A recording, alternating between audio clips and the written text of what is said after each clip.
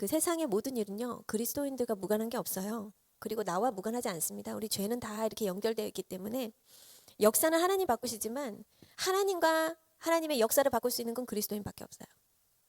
그래 우리가 아무것도 아니란 생각이 드실 수 있지만 여러분 어저께 광화문에서 7명의 그 남자가 광화문 그 BTS 때문에 나라가 들썩거리고 전 세계에 그냥 수많은 인파들이 막 대한민국에 그 관광을 왔단 말이에요.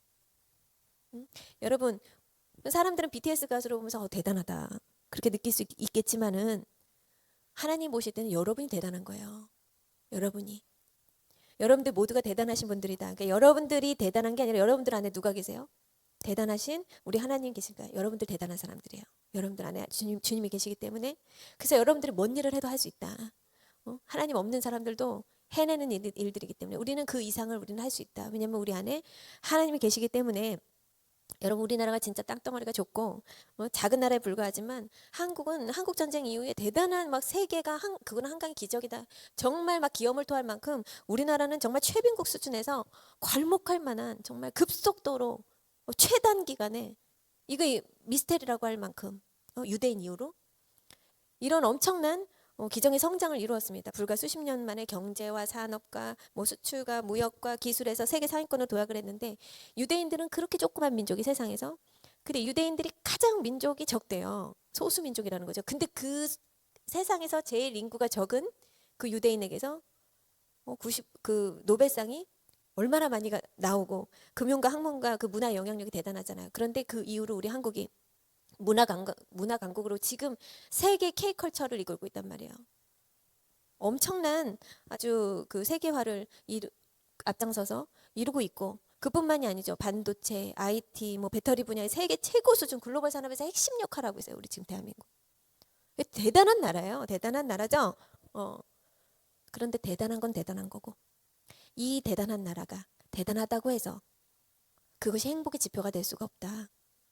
여러분 우리나라가 OECD 회원국 중에서 행복 순위 최하위권입니다. 최하위권. 그래서 우리나라 타이틀이 어떻게 붙었냐 이제 불행한 나라 한국. 그래서 우리나라 타이틀이 불행한 나라 되었어요. 여러분 세계적으로 부유하고 세상에서 소위 잘 나간다고 하는 대단한 나라라고 불리는 그런 나라들은 대개 행복 지수가 낮습니다.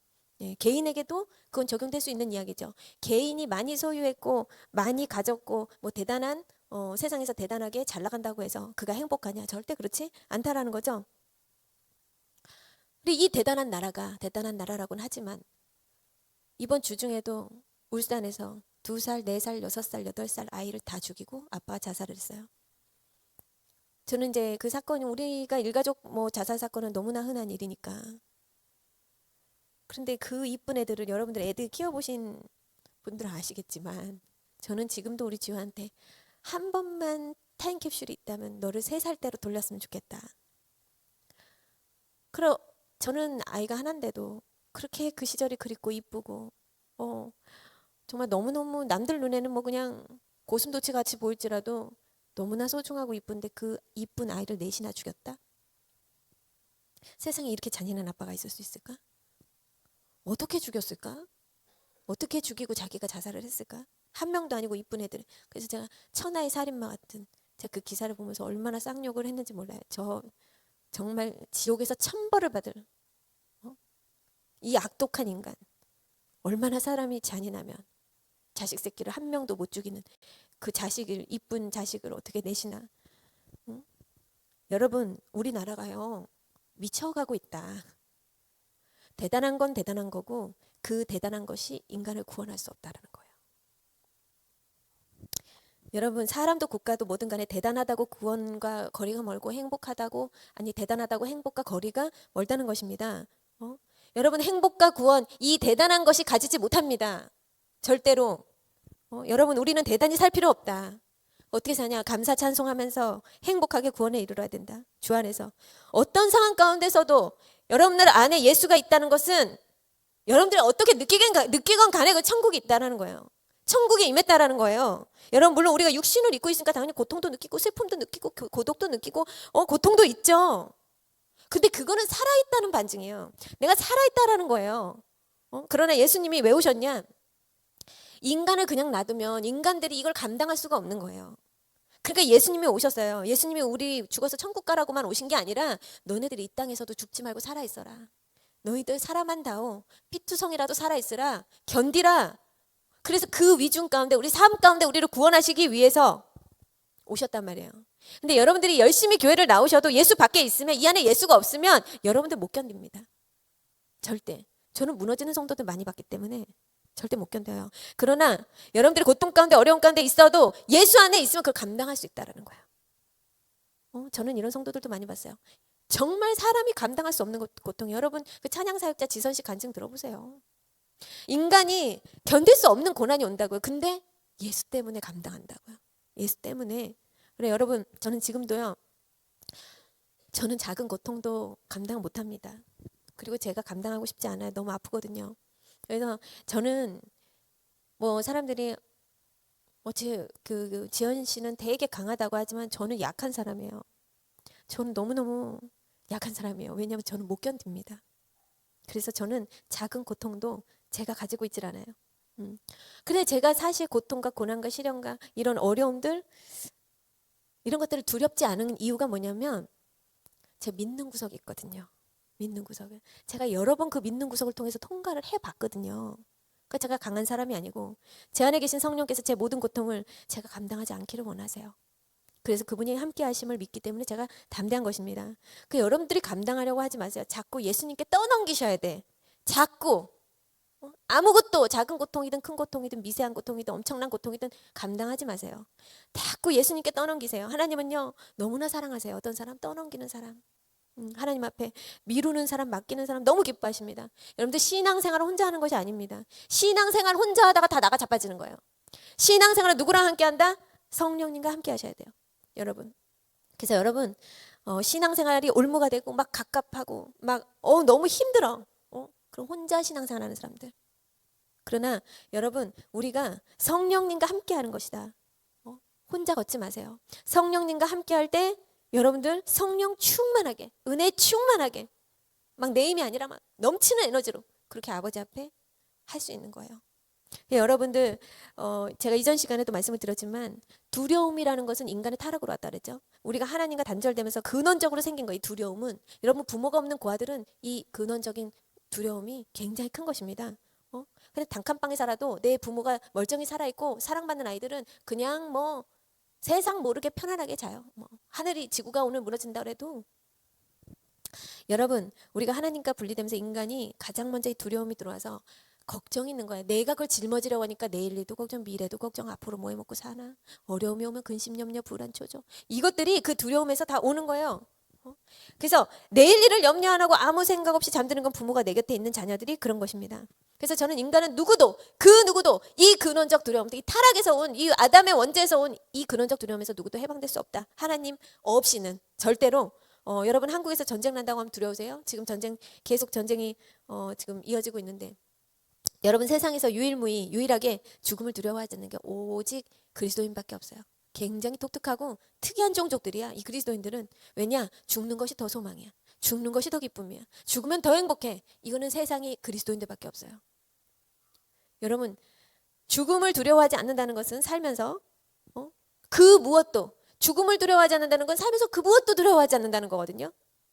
그래서 그리스도인들은 두려워하지 않을 뿐 아니라 이거를 넘어서서 담대합니다. 담대해요. 근데 이 담대가 뭐냐? 쓸개 담자에 큰 대자예요. 그래 한마디로 간대니까 크다. 그래 예수 믿으면 간이 커진다 이거예요. 그래 담대해진다. 무슨 일을 해도. 그러니까 하나님도 우리한테 그래요. 담대해라. 담대해. 네가 아니고 내가 있잖아. 그래 하나님이 담대해. 여러분 세상에 이 근원적인 두려움으로부터 자유할 자는 그리스도인들밖에 없기 때문에 성경은 요한계시록 2장 18절을 보니까 뭐라고 나오냐? 그러나 두려워하는 자들과 믿지 아니하는 자들과 흉악한 자들과 살인자들과 음행하는 자들과 점술가들과 우상숭배자들과 거짓말하는 모든 자들은 불과 유황으로 타는 못에 던져지리니 이것이 둘째 사망이라. 여러분 둘째 사망은 뭐예요? 첫째 사망은 육신적으로 죽는 거를 첫째 사망이라고 그래요. 그러면 둘째 사망은 뭐예요? 육신이 죽어서 하나님 백보자 앞에 심판에 갔을 때 너는 영원히 죽어라. 그래 사람이 불못에 던져진다. 그게 둘째 사망입니다. 근데 여러분 참 특이한 일이 있어요. 아니 이 말씀의 구절을 읽으면 그래 흉악한 자들, 살인자들, 뭐 점술가들, 음행하는 자들, 우상숭배자들, 거짓말하는 자들까지는 지옥 가는 거 이해를 해. 근데 왜 이 지옥 가는 자들 얘기하면서 가장 처음으로 두려워하는 자들과 두려워하는 자들이 여기 왜 나올까? 응? 지옥에 두려워하는 자들도 지옥 간다고? 그건 무슨 뜻이에요? 예수 믿는 사람들은 이 근원적 두려움에서 완전히 해방된 사람들이에요. 여러분 예수로 거듭나면 인간의 두려움은 하나님과의 단절로부터 하잖아요. 우리가 성령과 동행하면서 사람이 예수 그리스도로 거듭나면 무슨 일이 벌어진다? 불안, 초조, 염려, 근심 이 모든 것들도 완전하게 이 두려움에서 점차적으로 우리가 해방이 된다는 거예요. 그러니까 두려워하는 자들은 결론적으로 예수님이 없다는 거예요. 우리 안에 예수가 있는 자들은 두려워하는 자들이 포함이 안 돼. 그러니까 이 성경 구절에 두려워하는 자들이 들어갔다는 건 뭐예요? 이들 안에 예수가 없었다라는 것입니다. 여러분 지금 이란과 미국 전쟁 중이지만 여러분 그리스도인들은 날마다 영적 전쟁을 합니다. 여러분 전쟁 안 하세요? 저는 제 자신하고도 여전히 영적인 전쟁을 많이 하고 그래서 그리스도인들은 신부는 신부인데 군하시는 신부예요. 군하시는 신부. 군화를 신었다. 응? 여러분 내가 예수를 믿는데 전혀 전쟁이 없다? 그러면 내 정체성이 군하시는 신부인가? 이거 의심해 봐야 되는 거예요. 마귀는요. 여러분 낚시했을 때 죽은 고기 먹고 싶어요? 마귀도 똑같아요. 이미 내 그물 안에 걸려든 죽은 자들은 신경 안 써. 그럼 마귀가 누구를 향해서 우는 사자와 같이 날마다 그들을 삼키려고 돌아다니냐? 여러분들 같이 예수 믿고 파닥파닥 살아있는 자들. 이런 자들이 마귀의 표적이 된다. 그래 여러분 날마다 숨쉬는 순간마다 목자 되신 하나님의 보호하심을 받지만 동시에 사단의 미혹과 시험이 늘 공존하는 것입니다. 그래서 우리 안에 뭐였다? 영적인 싸움이 있다라는 거예요. 그래서 어떤 분이 말하기를 진리는 항상 단두대 위에 있다. 옳습니다. 이것이 길이요 진리요. 생명 대신 예수님을 따를 때 우리에게 축복만 있냐? 절대 아니오시다. 칭찬과 갈채만 있냐? 절대 아니야. 여러 가지 위협과 고난이 있기 마련이고 핍박이 있기 마련이고 박해를 받기 마련이고 우리 지금 성도님도 남편이 너무 달달달달달달 볶으신다 그러는데 여러분들이 영적 전쟁을 하고 계시다면 그 전쟁을 느끼신다면 여러분들 살아있는 신도인 것입니다. 그리스도는 평화의 왕이지만 그 평화는 진리를 위한 투쟁이 있는 다음에 오는 평화예요. 죄악으로 썩어가는 곳에는 수술하는 고통과 투쟁이 있은 후에 그 평화가 오는 것입니다. 반드시 전쟁을 치러야지만 그 평화가 온다는 거예요. 그 전쟁과 투쟁과 싸움 없이 화평을 기대하지 마라. 심지어 자기 자신과의 싸움이라도 우린 반드시 전쟁을 합니다. 그래서 마태복음 10장 34, 36절을 보면 내가 세상에 화평을 주러 온 줄로 생각하지 말라. 화평이 아니요 검을 주러 왔노라. 내가 온 것은 사람이 그 아비와 딸이 어미와 며느리가 시어머니와 불화하게 하려 함이니 사람의 원수가 자기 집안 식구로라. 이거 예수님이 한 말씀이에요. 너희가 예수를 만나면 한 집안이 어떻게 돼요? 싸움이 일어나고 풍지박산이 날 수 있다는 거예요. 흑암과 죄악 가운데 살던 사람이 예수 믿고 구원받아서 빛의 자녀가 되면 부모, 형제와도 불화가 생기고 핍박을 받게 된다. 이런 것을 은유한 거예요, 예수님이. 저는요, 이렇게 세상에 많은 간증이 있지만 제가 젊었을 때 굉장히 충격을 받은 간증이 있어요.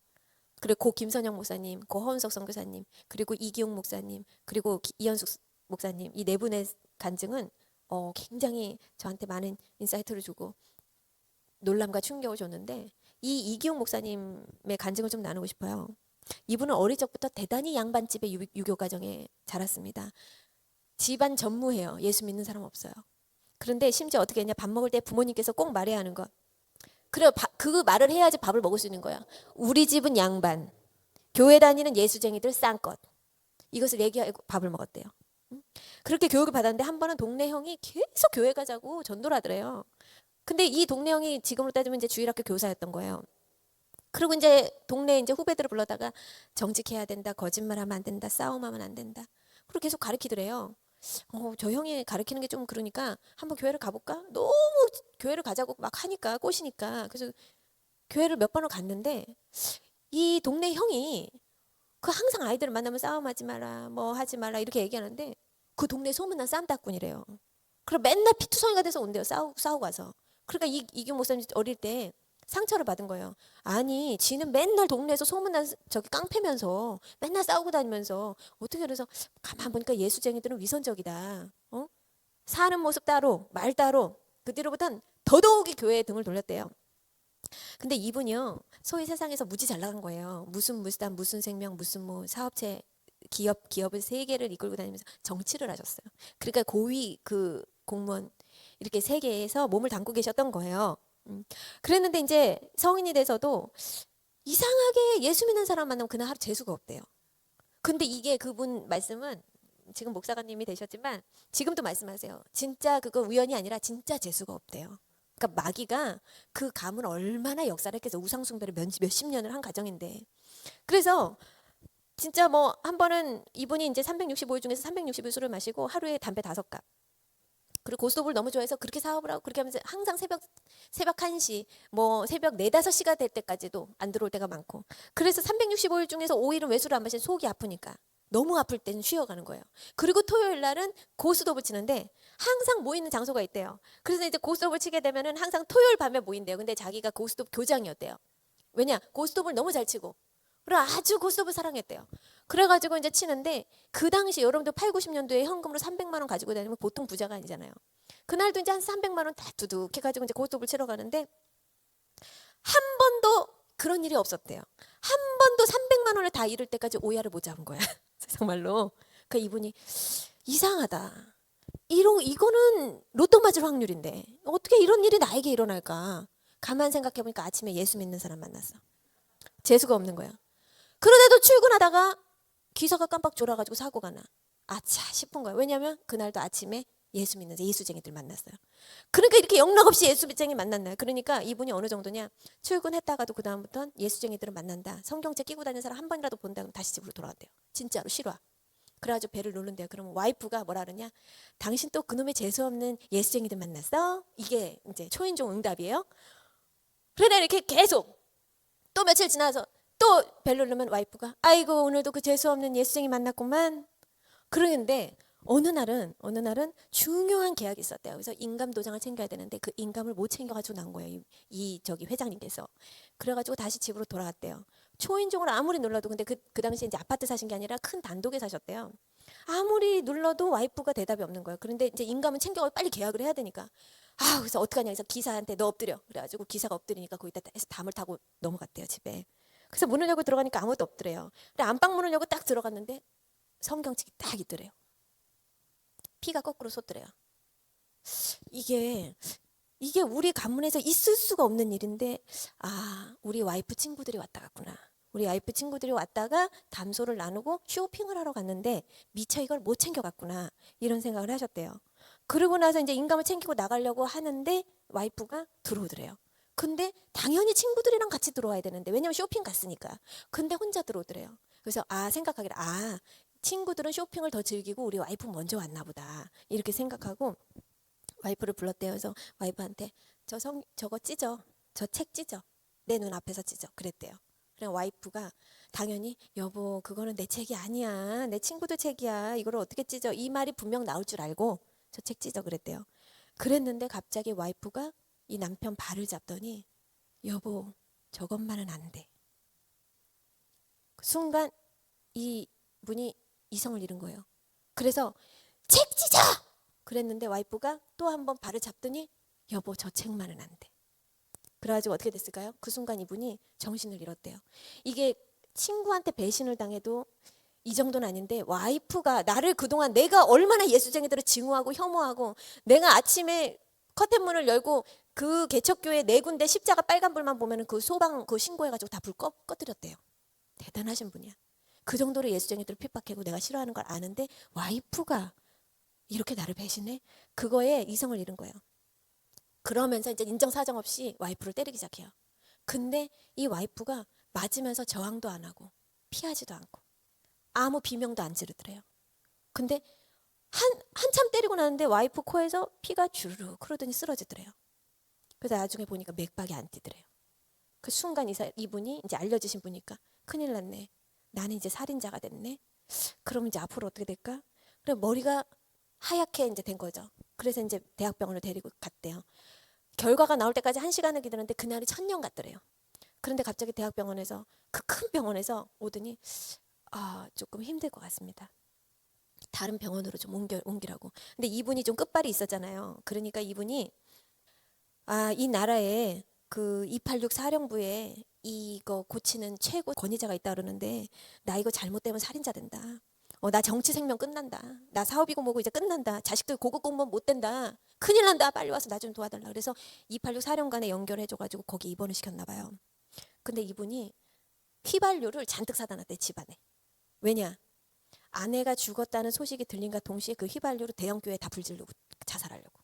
그래갖고 진짜로 집안에 휘발유를 다 사다 놨대요. 나 죽을 건데 이 예수야, 네가 누군지 모르지만 내가 그냥은 안 죽어. 내가 다 이 교회들 다 폭파시키고 다 저기 불살라버리고 내가 죽을 거야. 그래가지고 내 이렇게 행복했던 이 내 인생이, 어렵게 벽돌 한 장 한 장 쌓아온 내 이 인생이 한순간에 그냥 풍지박산이 나고 산산조각이 났는데 내가 그냥 못 죽지. 내가 너를 보복하고 죽을 거야. 이 일을 갈았대요. 그리고 나서 이제 여자는 이제 혼수 상태고, 그렇게 해서 이제 술을 먹고 이제 다니는데, 집에서 이제 술을 먹고 귀가를 하면 어디선가 여자가 나타난대. 젊은 여자, 30대 여자가 나타나가지고, 아우 저기 사장님, 저기 오살리 기도원을 좀 가보세요. 그런데 이게 남자면 주여 패드래요. 근데 여자니까 패지도 못하고, 알고 보니까 그 여자가 이 여자를 전도한 거야. 이 와이프를. 그랬는데 한 달을 어디선가 나타난대요. 그러니까 어떻게 자기의 그걸 다 꿰고 있는 것 같더래. 정확하게 그니 꽐라가 되고 막 술이 취해가지고 와도 그 여자가 여김없이 등장한대요. 한 번만 오살리 기도원을 가라. 그런데 이게 한 달 동안 이렇게 시달리니까 사람이 로이로제가 걸려서 미칠 지경이 되더래요. 그래서 하루는 3차까지 마셨대요, 술을. 그래서 새벽에 3차까지 먹고 새벽 4시인가 언제가 귀가를 하는데, 이 여자가 또 나타나더니 울면서 저기요, 제발 오살리 기도원 한 번만 가주세요, 그러더래요. 근데 그 눈을 보는데, 술이 취했는데 이제 그 여자 눈을 보는데 그렇게 애처롭더래요. 너무너무 슬프더래요. 근데 자기도 모르게 알았어요. 그러니까 이 여자가 알았다고요? 진짜 가실 거예요? 진짜예요? 정말이에요? 그러니까 이 회장님이 알았다니까. 정말이죠? 알았어. 이렇게 하고 했는데 집에 딱 들어왔대요. 집에 들어와서 담배 한 대를 탁 피는데 알았어.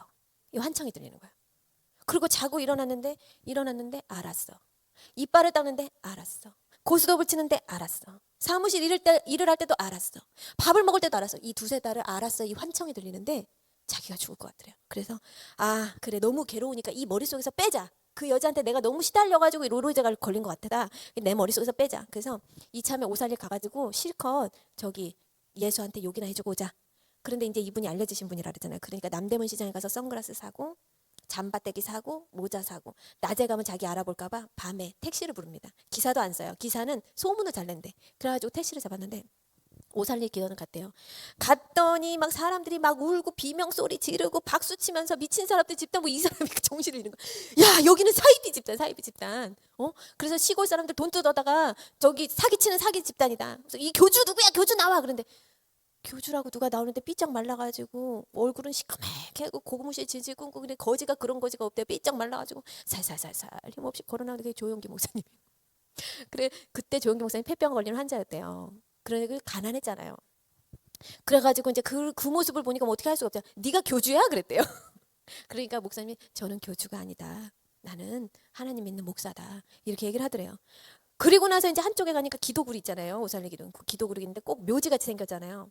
그 기도굴을 갔는데 한 여자가 거기서 울면서 막 기도를 하는데 샬라 뭐 알아듣지도 못하면서 목사님이 이제 이분이 속으로 이 오살리 기도원에 가끔 유식한 사람도 오는구나. 저분은 유학파 출신인가 보다.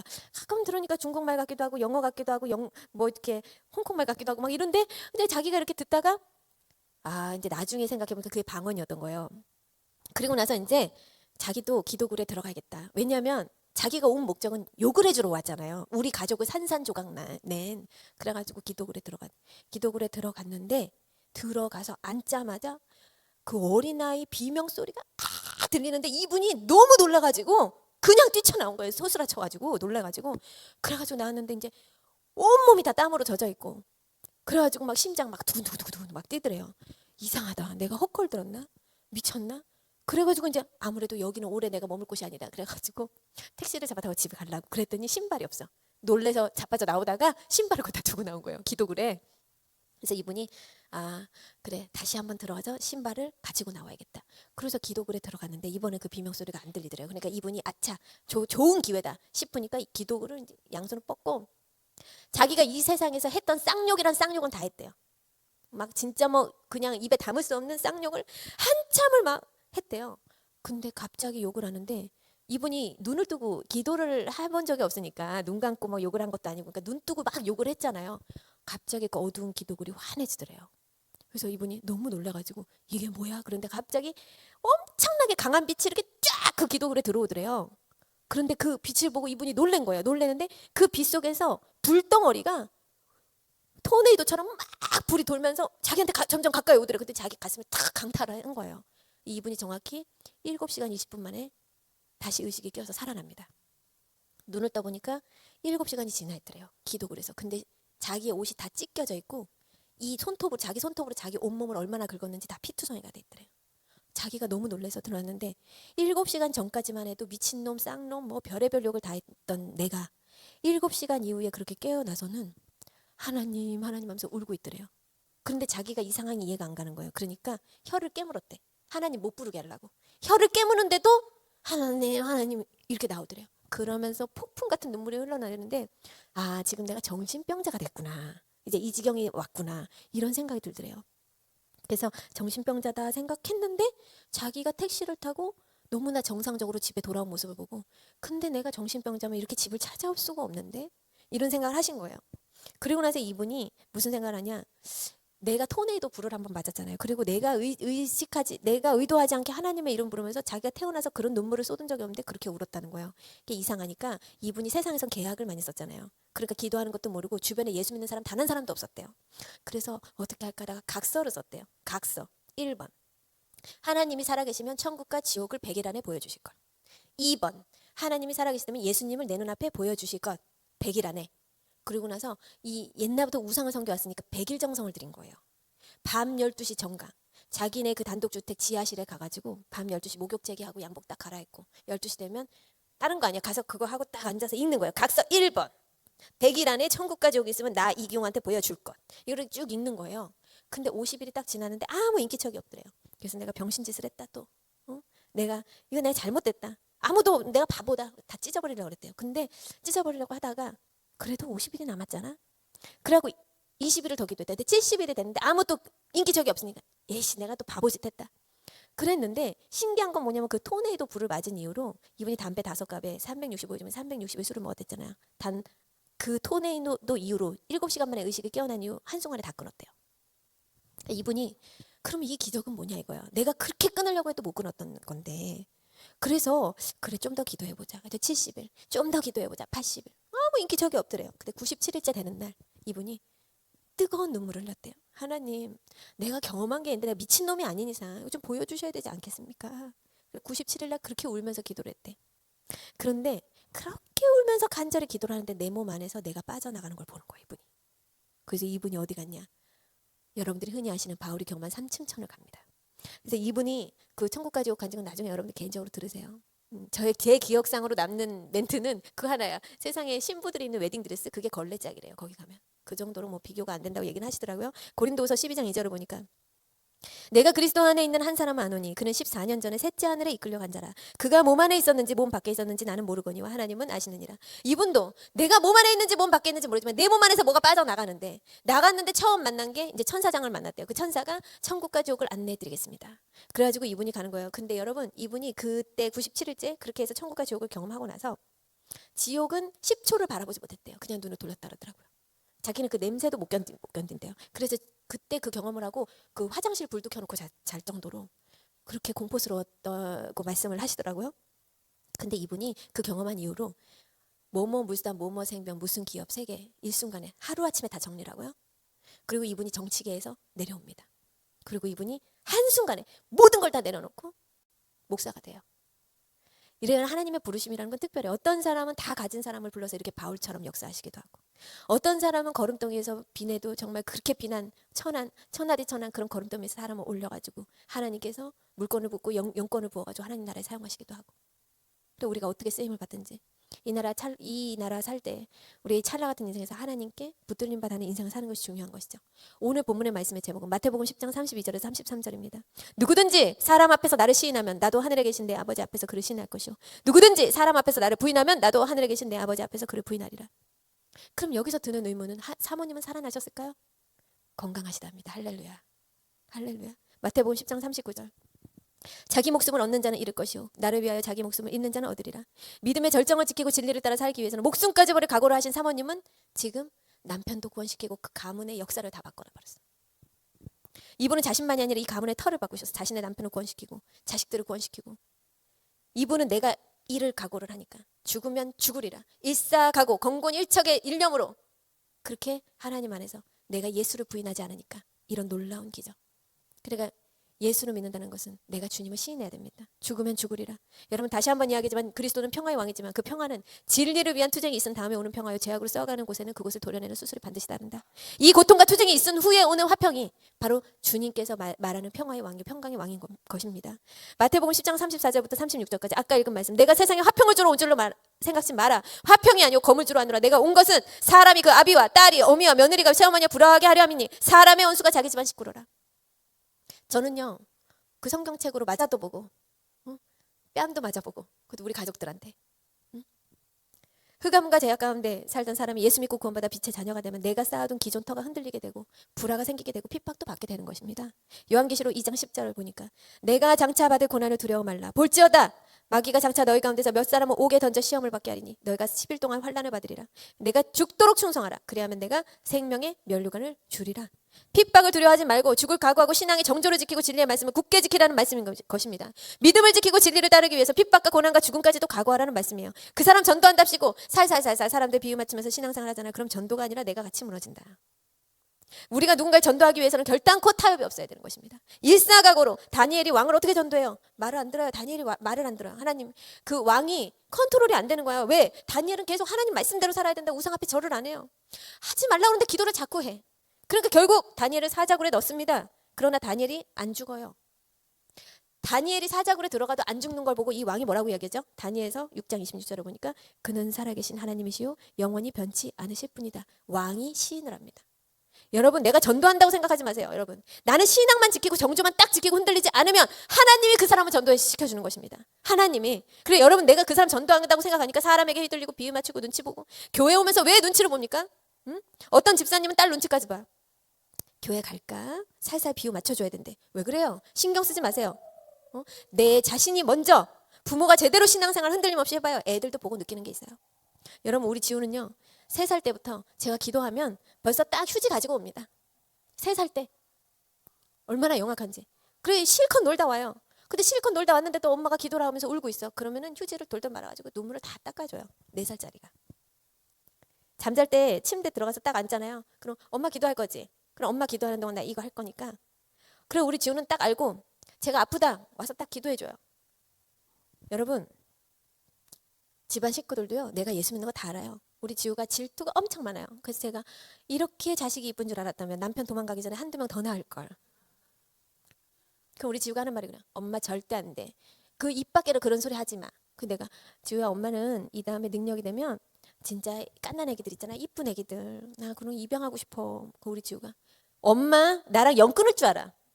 그 정도로 질투가 많아요. 절대. 그리고 집에 와서 내가 기분이 안 좋아 그러면 엄마가 교회에서 누구만 이뻐하고 막 어쩌저쩌 막 그래요. 그렇게 질투가 많은데 우리 지우가 뭐라는지 아세요? 뭐 하면은 괜찮아. 하나님 1순위인 건 너무 당연한 거야. 그거는 괜찮아. 내가 용납이 돼. 왜? 나도 하나님 1순위거든. 엄마가 1순위가 아니야. 지우가 이렇게 얘기를 해요. 그 너는 1순위가 엄마가 아니야? 당연하지. 엄마가 그렇게 날 가르쳤잖아. 여러분, 신앙은 마음속에만 담아두는 것이 아니에요. 요즘 시대는 믿음은 개인적인 것이라고 말합니다. 굳이 드러낼 필요 없다. 조용히 믿으면 된다. 그러나 오늘 예수님 분명하게 말씀하세요. 오늘 설교 본문에서 본 것과 같이 사람 앞에서 나를 시인하라. 나를 시인하는 자 내가 시인할 것이요. 나를 부인하는 자 내가 부인할 것이다. 그럼 우리는 왜 예수를 부인하게 되는가? 왜 사람들은 예수를 부인할까요? 첫 번째, 두려움. 관계가 깨질까봐, 손해볼까봐, 비난받을까봐. 누가 그랬어요? 베드로가 그랬잖아요. 3번 부인합니다. 두려움은 신앙을 숨기게 해요. 두 번째 뭐예요? 세상과 타협하니까 적당히 이 정도는 괜찮겠지. 다들 이렇게 사니까 조금씩 타협하다 보면 결국 신앙을 해. 다들 이렇게 신앙생활하니까 그게 여러분들 기준이 되는 게 아니고 성경의 말씀의 기준이 여러분들의 삶의 신앙생활의 기준이 돼야 되는 거예요. 세 번째, 믿음보다 현실이 더 크게 보일 때, 돈과 성공과 사람의 인정과 이것들이 하나님보다 커질 때 우리는 자연스럽게 예수를 부인하게 되는 것입니다. 여러분, 빌라도 총독이 예수님을 십자가에 못 박히라고 했을 때 그 전날 빌라도 총독의 와이프가 꿈을 꾸는데 꿈자리가 좋지 않아. 그러니까 이 와이프가 빌라도 총독에게 뭐라고 했냐? 당신 예수 십자가에 못 박지 마. 내가 어젯밤 꿈을 꿨는데 심상치 않아. 그분 죄 없으셔. 그분 죽이시면 안 돼. 근데 빌라도 총독도 알고 있어요. 그러니까 이럽니다. 유대인들에게. 나는 도무지 예수가 무슨 죄를 졌는지 모르겠다. 그런데 사람들이 뭐라? 십자가에 못 박으라고. 빌라도를 계속 압박하잖아요. 그러니까 빌라도가 뭐라 그래요? 그럼 나는 죄 없다. 니들이 다 죄값 감당해. 나는 죄 없어. 그러면서 손을 씻습니다. 그런데 그는 손을 씻었는지 모르겠지만 여러분 기독교 2000년 동안 수십억 천만 명의 성도들이 사도신경을 외울 때마다 뭐라 그러죠? 본디오 빌라도에게 고난을 받으사 십자가에 못 박혀 죽으시고. 여러분 예수 믿는다고 하면서 분쟁을 피하려고 인기를 잃지 않으려고 민심을 잃지 않으려고 적당히 좋게 지내려고 손을 씻는 무리들이 지금 이 순간에도 얼마나 많고 지금 기독교 신앙이 왜 욕을 먹어요? 다 이런 신앙들 비리비리 그냥 다 그냥 골다공증에 걸린 그 신앙 때문에 은 30냥 받아먹고 예수님 팔아넘기고도 주님 얼굴에 입 맞추는 배신자 위선자가 오늘날에도 얼마나 많은지 여러분 모릅니다. 진리를 따르고 믿음의 정조를 지키려면 단두대 위에도 오르는 용기가 필요한 거예요. 고린도전서 12장 3절을 보니까 그러므로 내가 너희에게 알리노니 하나님의 영으로 말하는 자는 누구든지 예수를 저주라 하지 아니하고 또 성령으로 아니하고는 누구든지 예수를 주시라 할 수 없느니라. 이 말씀은 그 당시 예수 십자가에 달려 죽은 자요 저주받은 자라고 욕하면 살 수 있는데 성령으로 거듭난 자는 예수를 저주라 할 자가 없고 주님이라고 불렀기 때문에 기독교 역사 2000년 동안 신앙 고수하기 위해서 머리 한 번만 우상 앞에 숙이면 죽음을 당하지 않는데도 불구하고 굽히지 않고 순교한 사람이 천천만만 얼마나 많은지 몰라요. 이 세상에 수없이 많습니다. 오늘 본문의 말씀 예수님이 하신 이유 예수님 왜 이렇게 강하게 말씀하셨을까요? 내가 너를 어떻게 볼 것인가? 그것이 달려있기 때문에 이것은 단순한 경고가 아니라 여러분 주님과 여러분과 영원한 관계가 달려있다는 거예요. 여기에 사랑하는 우리 성도 여러분 이 땅에서 사람들에게 인정받는 것보다 하나님께 인정받는 것이 훨씬 중요합니다. 하나님 앞에서 인정받는 인생이 됩시다. 세상 변하고 사람의 평가는 바뀌고 하나님 앞에서 인정은 영원하다. 그렇다면 우리는 어떻게 살아요? 결단의 신앙을 가져라. 손해를 보더라도 불이익이 있어도 예수를 신하세요. 입술로 그리고 여러분 삶으로 신해야 됩니다. 여러분 신앙의 중심과 생활로. 그럴 때 주님이 나를 인정하시고 시인하시는 인생이 되는 것입니다. 우리는 하나님 앞에 반드시 서게 돼요. 마태복음 7장 22절부터 23절 우리 다 같이 한번 합독해 볼게요. 시작. 그날에 많은 사람이 나더러 이르되 주여 주여 우리가 주의 이름으로 선지자 노릇하며 주의 이름으로 귀신을 쫓아내며 주의 이름으로 많은 권능을 행하지 아니하였나이까 하리니 그때에 내가 그들에게 밝히 말하되 내가 너희를 도무지 알지 못하니 불법을 행하는 자들아 내게서 떠나가라. 그날에 예수님이 내가 너를 도무지 알지 못해. 그래서 슬피 이를 갈미 있으리라. 여러분 왜 이를 갈아요? 주님 나를 모르신다고? 어떻게 나를 모를 수가 있어? 응? 여러분 주님 앞에 갔는데 그때 가서야 나는 너 모른다 그러면 안 됩니다. 응? 우리 소개팅 나가서도 허탕 치면 얼마나 짜증나요. 여러분 이전에 제가 기도하는데 이건 실화. 그 사람 놓고 기도를 하는데 하나님이 그래요. 나는 그 걔 모른다. 그래서 제가 이분 열심히 예수 믿는다고 하신 분인데 그러니까 하나님이 아니야 나는 걔 몰라. 제 평신도 때 목사 되기 전에. 여러분 요즘에는 신앙의 핍박이 어디 있어요. 그냥 수시 때때로 엿바꿔 먹는 신앙. 고난이 어디고 핍박이 어디 있어. 안 가면 그만이지. 여러분 팥죽 한 그릇에 고민할 겨를도 없이 신앙 내려놓는 신앙. 여러분 삶에 고난과 핍박이 있습니까? 그럼 하나님 뭐라 그래요? 천국이 너희 것이래요. 너희를 욕하고 박해해? 모든 악한 말에 너희들 비난해? 욕해? 기뻐하고 즐거워해. 너희들 천국이 너희 것이야. 그럼 마태복음 5장 10절부터 12절 말씀이 그거예요. 너희들에게 모든 악한 말을 할 땐 너희는 기뻐하고 즐거워하라. 천국에서 상이 크다. 베드로는 뭐라고 하냐? 4장 14절 보니까 베드로전서 보니까 너희가 그리스도의 이름으로 치욕을 당하면 복 있는 자로다. 그러니까 우리의 옛 선배님들은 사도행전 5장 41절 보니까 사도들은 그 이름을 위하여 능력받는 일에 합당한 자로 여김을 기뻐하면서 공의 앞을 떠나니라. 능력받는 일을 너무 기뻐해. 그럼 예수님은 뭐라고 하냐? 요한복음 15장 20절 종이 주인보다 크지 못하나니 사람들이 나를 박해하였은즉 너희도 박해할 것이요 너희도 박해할 것이다. 나도 박해했는데 사도 바울은 뭐라 그래요? 디모데후서 3장 12절 무릇 그리스도 예수 안에서 경건하게 살고자 하는 박해를 받으리라. 이제 말씀을 마칠게요. 여러분 세상은 찰나입니다. 우리는 주님이 번호표 주셨는데 사람이 언제 태어나는지는 아는데 가는 시간은 몰라요. 언제 불려갈지 몰라요. 그 번호표 받고 있어요. 받고 있다가 예수님이 내 이름 부르면 우리는 가는 거예요. 근데 영혼을 위해 살라는 거예요. 우리 하나님이 내 이름을 불러주셔야 되는 것입니다. 예수님이 그날에 아버지요 이 사람은 내 사람입니다. 이렇게 말씀해 주시면 얼마나 놀랍겠어요. 이보다 더 큰 영광이 어디고 감사 영광 찬송 이게 이런 인생이 어딨냐 이것입니다. 이것이 대단한 인생이다. 저는 그렇게 생각을 합니다. 이 한마디가 우리 인생 모든 것을 결정해요. 타협하는 신앙, 눈치 보는 신앙, 휘둘리는 신앙, 갈대 같은 신앙, 부인하는 신앙. 여러분 쫄보처럼 살지 말고 담대하게 하나님 자녀로서 어딜 가든 예수 부인하지 말고 예수를 내 삶에서 강하게 시인하세요. 입술로 마음으로 삶으로. 그래서 입술로만 시인하면 사기꾼돼요. 아까 이경 목사님 말씀했던 그 동네 청년처럼 우리 삶으로 예수를 시인해야 됩니다. 어떻게? 일사각오로 타협 없는 신앙, 담대한 신앙. 그때 하나님께서 그날에 우리의 이름을 불러주실 것이다. 우리 기도하는 시간 갖도록 하겠습니다. 우리 자신을 돌아보면서 한 주간의 삶을